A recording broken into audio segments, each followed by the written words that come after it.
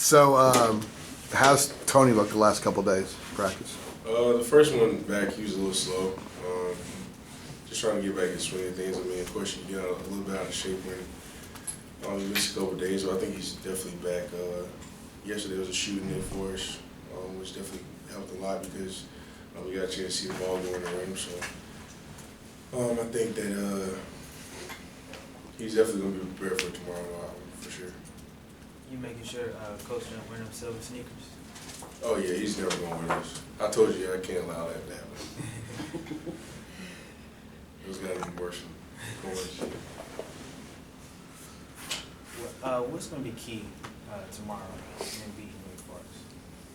I think coming out early and making them adjust to us. I think even though they have home court advantage, I think our main objective is to dominate the boards, definitely play our game and run the court. And I think we're capable of doing that. And the last couple of games, I think we did a great job of trying to get closer and closer towards that goal.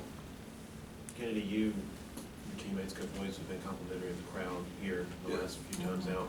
When you go on the road like you do tomorrow, how do you summon that same kind of energy in yourselves? I just think it's an inner circle thing you got to focus on. I think when everybody's buying in and everybody's focused on the game, I think the energy is enough from the bench. And I think, Carolina has fans there all over the place, so I think we'll definitely have fans there. But, we had a lot of fans at Georgia Tech, and we lost that game, so you can't really focus on the crowd as much. But you got to know that we always going to have people there to support you, but I think it all starts with the inner circle. Does experience play a role in that, though, having been in those situations before? Oh, yeah, I think so, especially from the game last year. I think more experienced guys definitely came through for us last year. On the defensive end, Coach Rob stepped up and led us to a victory, which is something that I think they should be proud of. And just, like you said, I think the older guys definitely have a chance to show what it's like to win on the road like we did at Clemson. Georgia Tech can kind of open your eyes that it's not easy to win on the road. I mean, you look at the schedule, you think Georgia Tech, Boston College, there's a couple of road games we can win. Did Georgia Tech kind of open your eyes that it's not that easy? Yeah, I think so. This is the ACC. Coach says it all the time, and I think you can never come out thinking ahead to the end of the game as it being a victory. And I think that's what we did against Georgia Tech, and they're a good team. They beat some pretty good teams. So, like I said, I think our main focus right now is to take it game by game and never look ahead. And definitely execution is a big part of it. Coach was asked a little while ago, you guys are playing very well, you won 5-0. How he helps you guys guard against maybe getting a little too confident. Says here he would remind you of the Georgia Tech game. Has he brought that game up just to kind of keep you guys a little oh yeah, from getting too overconfident? Yeah, he brings it up in practice, he brings it up if we're in the game, we're playing sloppy, or if we don't have energy, he always says, something like, you guys are looking like you were in Atlanta, so pick it up, because that wasn't a good practice to say after that. So, needless to say, I think our main objective is to never play like that again and prevent him from saying things like that. You don't want to lose, obviously, but is it kind of good in a way he has something like that, that when he senses you guys are dipping some, he can kind of use it to kind of shock you back into what you need to do? Yeah, I definitely think it humbles us. I think it puts things into perspective for us, to let us know that we can be beat and we're not the best team in the country at times. And of course we would like to think so, but the way we played that game wasn't a good showcase for us. Our main, like I said, our main goal is to bring energy every game and the rest take care of itself. At the beginning of the season, did you set an improvement goal for yourself? I think that my main goal in this offseason, even though I still had a lingering injury, was to definitely work on my body and eat the right foods and get in the gym as much as I can just to make myself better this year. And I think working towards definitely getting better each day, trying to revamp my game the best way I can each day and thinking of new ways to put myself in better positions and as I'm inside of a certain system and those type of things. So as a player, I definitely think that I did set goals, and I think that I'm definitely getting towards those goals and reaching even higher. And do you attribute your increasing rebounds and just kind of energy on the court to a healthier body, or just a different mentality? I would say healthier body. I would definitely say a lingering injury, because I mean that prevented me from doing certain things and cutting certain ways and off a certain leg and those type of things. So that kind of hindered me a little bit. But I think other than that, I think like I said, this off season I really did a great job of attacking rehab and trying to get my knee back to 100%, which is where I'm at right now, and I hope to keep it going.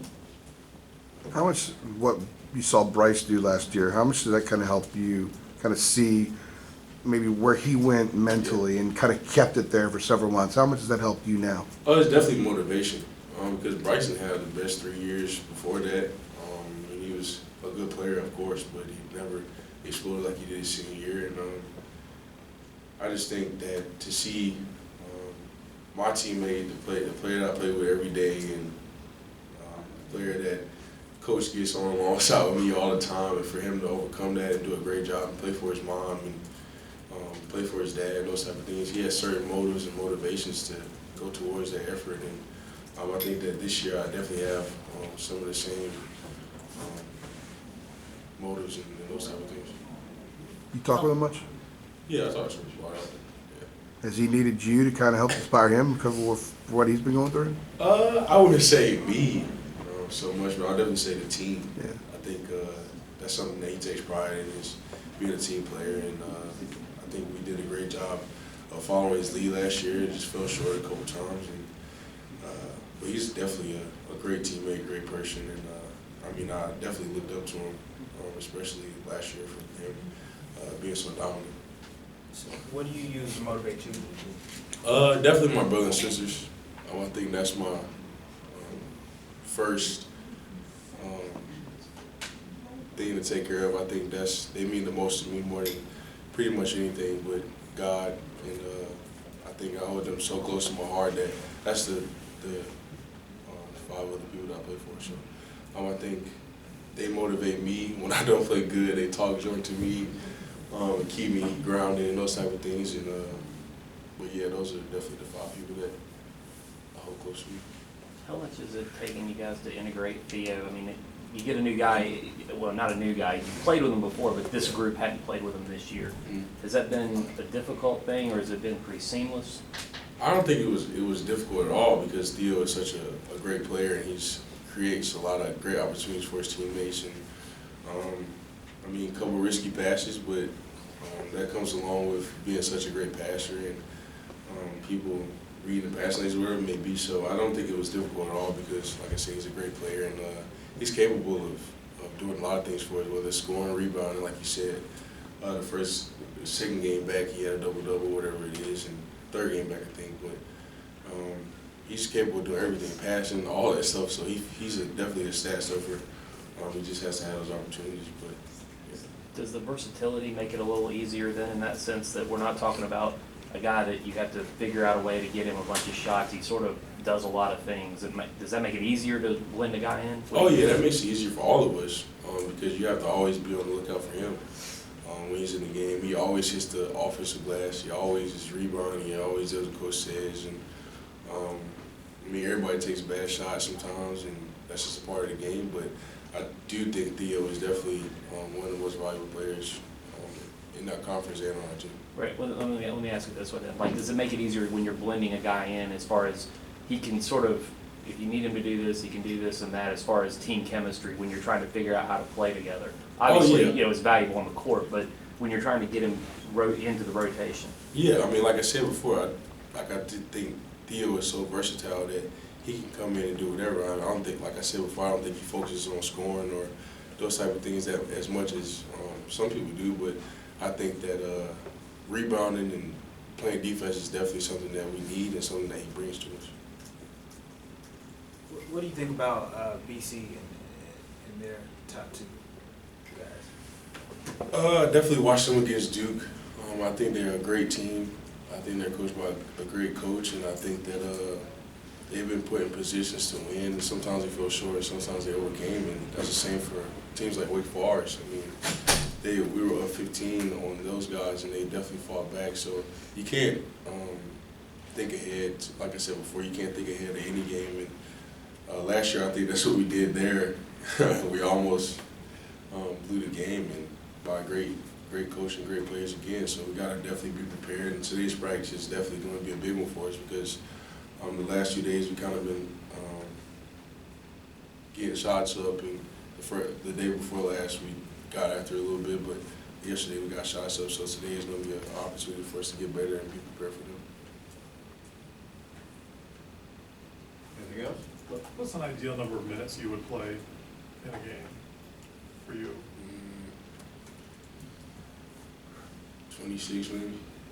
You've been over 30 a bunch lately. Yeah. Does that still feel good to you? Except Yeah, for when I you're in feel foul great. trouble. I feel great. So you want those, or? I'm in the best shape of my life, yeah, for sure. I definitely, I think if I don't, if I'm not in foul trouble like I was in one game, I definitely think that coach trusts me to play 29, 30 minutes conference play and hope to keep it going. But I mean, if not, it's obviously because I'm fouling or Tony's having a tremendous game. All right, thanks, guys. Thank you.